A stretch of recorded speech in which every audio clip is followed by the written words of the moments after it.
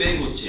আমাদের যে দেশ, সেই দেশে আমাদের ইনকাম সোর্স সীমিত, এবং একটি পরিবার যখনই দেখবে মাস শেষে তার ছেলে মেয়ের প্রতি শিক্ষা উপকরণ ব্যয় 15,000 থেকে 20,000 টাকার মধ্যে চলেছে, তা তো সংসার চলবে না।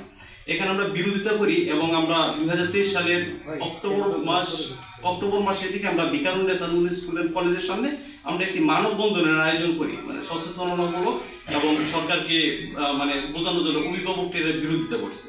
এবং আমাদের এই মানববন্ধন পরিচালনা হওয়ার পরে সাবেক শিক্ষামন্ত্রী দীপুমণি ঢাকা শহরের 500 প্রিন্সিপালকে নিয়ে তারা একটা জুম মিটিং করে এবং আমাদেরকে ট্যাগ দেওয়া হয় নোট গাইড এবং কোচিং ব্যবসায়ী। আমি এখানে আসছি, আমি এখানে স্টুডেন্ট, আমি অনার্স থার্ড ইয়ারের শিক্ষার্থী ছিলাম। আমি যখন দেখতেছিলাম যে আমার বাতিজি ক্লাস 7-এ পড়তেছে, আমার বাতিজির শিক্ষা ব্যবস্থা একদম ধ্বংস হয়ে যাচ্ছে এবং তার ফিউচার একদম মানে অন্ধকারচ্ছন্ন। আমি যখন দেখলাম আমার ভাতিজি এখানে মানে অনিশ্চিত একটি ভবিষ্যতের দিকে ধাবিত হচ্ছে, তাহলে সারা বাংলাদেশের শিক্ষার্থীরা তো এখানে অনিশ্চিত ভবিষ্যতের দিকে ধাবিত হচ্ছে। তারপর আমি আমার সচেতনতা থেকে আমি বললাম যে এটা নিয়ে কেউ না কেউ তো কথা বলবে, সেটা নয় আমি কথা বলি। আমাদের ডাকে সাড়া দিয়ে আমি সম্মিলিত শিক্ষা আন্দোলনের জয়েন্ট সেক্রেটারি। আমাদের ডাকে সাড়া দিয়ে সম্মিলিত শিক্ষা আন্দোলনের ব্যানারে বাংলাদেশের বিভিন্ন জেলা এবং বিভিন্ন বিভাগে মানববন্ধন হতে থাকে। সরকার এটা নিয়ে বিব্রত প্রকাশ করে এবং আমাকে এবং আমার সঙ্গে যারা ছিল, আমার এই মামলার 4 জন আসামি, তাদেরকে বিভিন্নভাবে মানে হুমকি দেওয়া হচ্ছে, মোবাইলে হুমকি দেওয়া হচ্ছে যে তোমরা এটা থেকে সরে আসো, বা আমরা নাকি এটাতে রাষ্ট্রদ্রোহিতা এবং সরকারের ভাবমূর্তি পূর্ণ করার জন্য আমরা কাজ করে যাচ্ছি। কিন্তু আসলে এই বিষয়টা এমন ছিল না, বিষয়টা ছিল আমাদের অভিব্যক্তিগুলো আমরা প্রকাশ করার জন্য।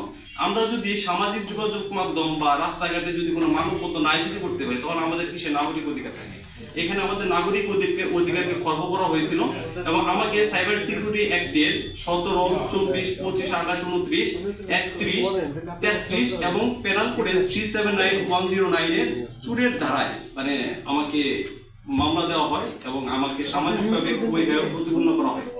আমাকে এটি ডিবি অফিসে আপনার 2023 সালের নভেম্বর মাসে 28 তারিখ গ্রেপ্তার করে নিয়ে যাওয়া হয় মোহাম্মদপুর থেকে।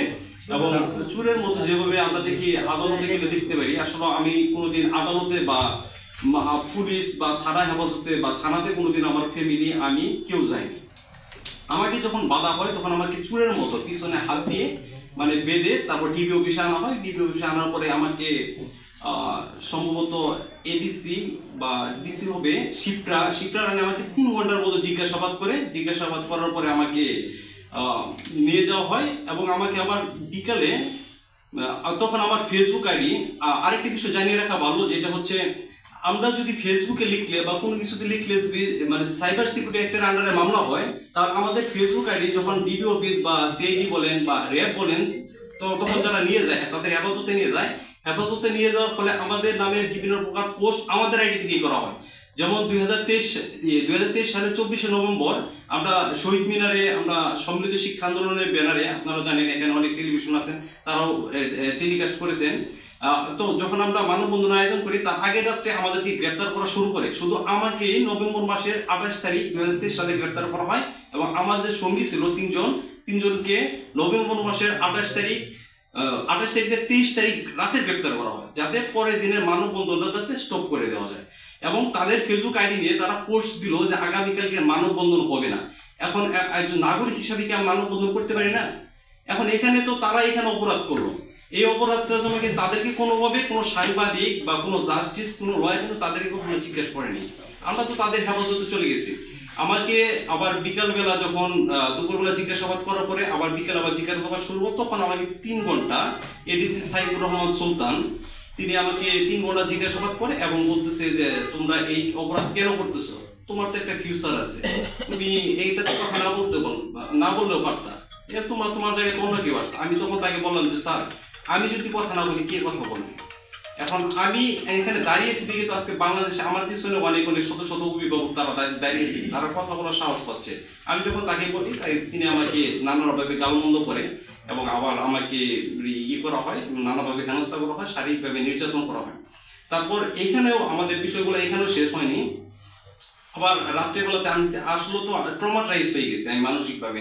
যখন আমাকে আবার কারাগারে নেওয়া হয়, যখন ম্যাজিস্ট্রেট সাহেব আমার মানে 164 দ্বারায় জবানবন্দি নিচ্ছে। আসলে 164 দ্বারাটা কি সেটা আমি যদি আইনের ছাত্র না হই তাহলে আমি বুঝতে পারবো না।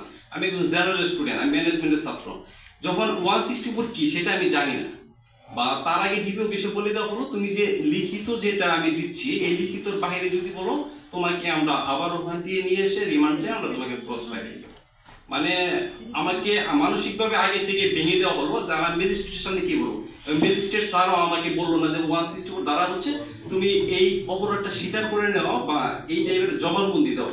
আমি না বুঝে আমি 164 জবানবন্দি দিয়েছিলাম। দেওয়ার পরে আমাকে কেরানীগঞ্জে পাঠানো হলো এবং আমি ম্যাজিস্ট্রেট কোর্টে 4-5 বারের মতো, জজ কোর্টে 1 বারের মতো জামিন চেয়েছি, আমাকে কোনো জামিন দেওয়া হয়নি। তারপর আমাকে হাইকোর্ট দেখানো হলো। সিম্পল একটা বিষয়ে, কারণ আমার 2 জন আসামি কিন্তু ম্যাজিস্ট্রেট জজ কোর্ট থেকে জামিন হয়েছে, আমাকে তারা হাইকোর্ট দেখিয়ে তারপর 6 মাসে বেল দেয়। এবং বেলের পরে আমাকে আবার যে সরকারের যে ইগুলো ছিল মানে যারা মামলা করেছিল এনসিটিভির সহকারী সচিব আলমগীর সাহেব, ওনারা সরকার পতনের আগেও আমাদেরকে ডাকলো, ডাকার পরে তাদের কোনো সাড়া পেলাম না। আসলে তো আমরা চাচ্ছিলাম যে জেনারেল পিপুল হিসাবে এখানে এই মামলাতে কেন থাকবো, আমার বাবা কৃষক, এই মামলার মানে ভার চালানো বা ব্যয় বহন করা তো আমাদের পক্ষে সম্ভব না। তখন আমরা গিয়েছিলাম যে সমঝোতা করার জন্য, আমরা নিজে থেকে গিয়েছিলাম, তারা কোনো রেসপন্স করেনি। আমরা চাচ্ছিলাম যে মামলা থেকে যেভাবে একটা অব্যাহতি নিয়ে দিই, এটা দিয়ে আমার আর মাথা কামানো দরকার নেই, যেহেতু সবাই জেনে গেছে বা তাদের সাথে ফ্যাসিস্ট সরকারের সাথে আমরা পারতেছি না। এবং আমার গ্রামেও নানাভাবে মানে হুমকি দেওয়া হচ্ছে, আমি গ্রামে যেতে পারছি না। আসলে লজ্জা মানে মাথা কাটার মতো অবস্থা, যেখানে চুরের দ্বারা দেওয়া হয়েছে 379।